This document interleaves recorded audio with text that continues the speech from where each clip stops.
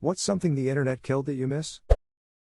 Having a mental catalog of great jokes that most people hadn't heard.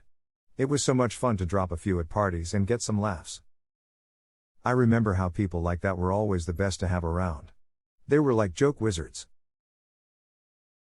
I remember a while back, a family friend made a quick joke as a response at a party. We were around high school age, I think. His dad asked him if he was developing a rack. We didn't know what that meant, so both of our dads explained that it was like the rack at a dry cleaner, except for jokes. You gather a bunch of jokes over time that can be pulled out quick when the situation calls for it. Yeah, I was thinking boobs. 100%. Every time. If you were exceedingly dumb or had terrible ideas, your reach was really only your direct circle of friends. Now idiots can broadcast their ideas across the planet with a click. The village idiots have gone global. And now they can congregate. Video game secrets. It was really cool hearing kids talk about if you beat every person in a row without losing, you fight a secret boss in Street Fighter 2.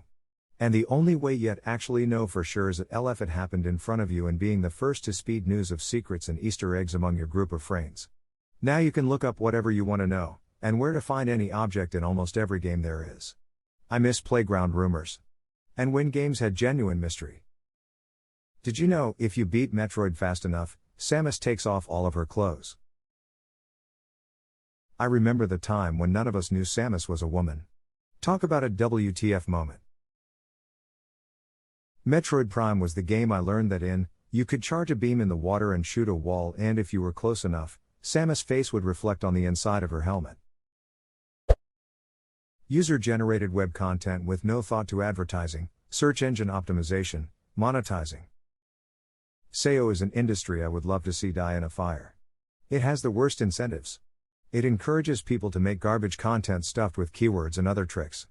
I've seen people here on Reddit complain about how recipe sites have lots of bullshit fluff content. That is entirely due to SEO. It also encourages an entire scam industry of people who claim to know all the new tricks whenever Google decides to change their opaque process algorithms. I've seen small business owners fork over thousands of dollars for SEO. Yeah, screw SEO. Edit, had no idea people would feel so passionately about SEO. I have received roughly the same number of responses defending SEO as responses saying it needs to go dive.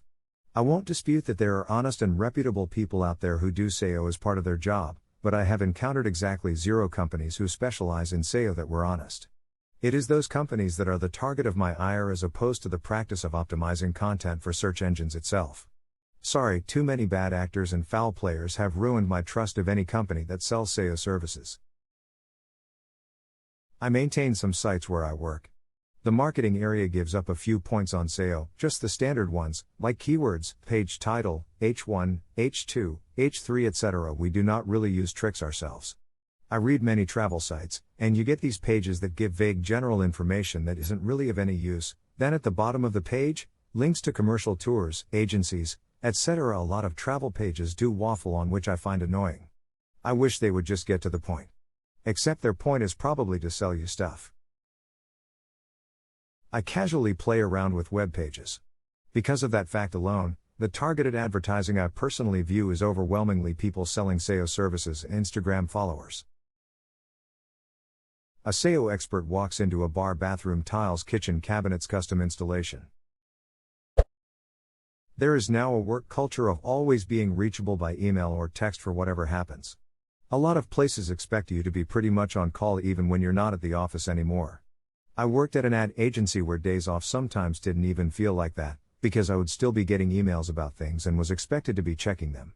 There should be some level of balance between work and personal life, and I feel like that is fading because so many places are adapting this type of culture, especially startups. I used to work at an accounting firm where that was the expectation. Never again. That shouldn't be acceptable. It isn't at my office.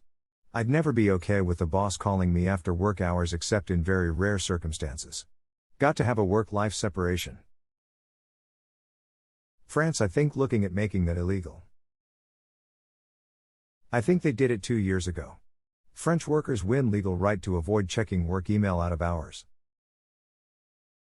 There is an EU law for this. All European countries have something similar. Though from my experience it still happens that people feel pressured to always check. I sometimes find myself doing it as well.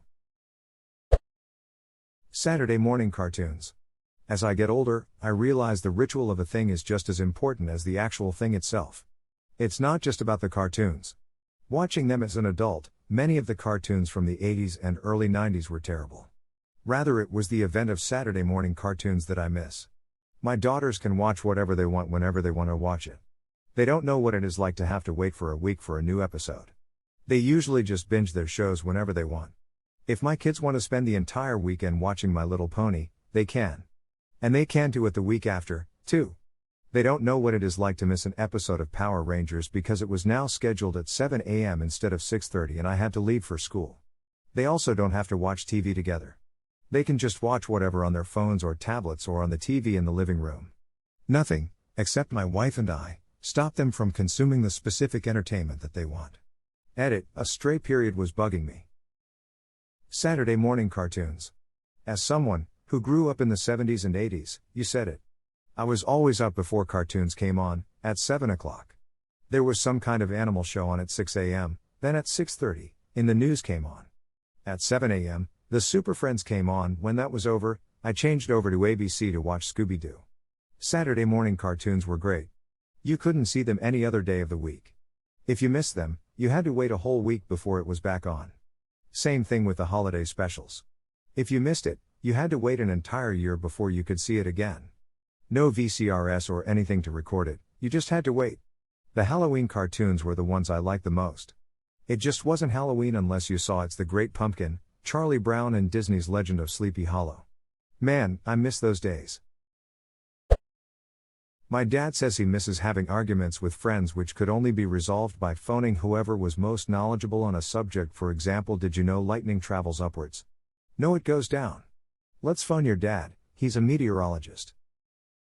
I miss that, the sense of wonderment and imagining how something could work. Now, I can instantly end it with a search. I also miss the simplicity of doing something. For so many things, I find myself researching the multitude of ways to tackle something and feeling overwhelmed. Before, it would be one way from a book. Just going over to your friend's house or the park unannounced to see if they were there and hang out. I miss this. When you had to physically go hunt your friend down and link all the clues you had together. Like, well, her mom said she left for the corner store like 10 minutes ago, but her bike is parked at the river so she probably took X path to get there and blah blah blah until you found them. Lol. Now if you try to do this, you just find out they're busy with something else, or they get weirded out like you're trying to stalk them. Yard sales, garage sales and flea markets. People still have them, but it's way harder to find stuff at a good price. eBay and Amazon have ruined that, because everybody just looks up what things are selling for. And sometimes eBay is ridiculously inflated. I found a rare Nerf gun that we had been looking for at a flea market once, and the lady was charging $150, because that was the going rate on eBay. People are always selling action figures in crappy condition for $20, because they don't realize that that price is mint in box, and all of the arms and legs are required. Like, I just want to grab a TMNT toy for my kids. I'm not paying $20 for your broken toy. It used to be about persistence and digging up a good deal somewhere. Now, I may as well just buy it off of eBay. The cost is the same and my house smells better than most of the people at the flea markets. At Disneyland, after you had ridden on the Haunted Mansion ride, you could ask a member of staff to provide you with a special secret death certificate to say that you died on the ride. Obviously it's not legally binding, it was a secret, but when I was younger and visited Disneyland my mother heard someone request a TAND after asking them about it, then we all got one. Unfortunately, with the advent of the internet the secret got out and too many people were asking for death certificate, so Disney in their infinite wisdom scrapped the little Easter egg. I've since lost mine and had one day hope to get one for my child. Edit, wow, did not expect this comment to blow up, thanks for the silver and all the tricks to try if I ever go back there.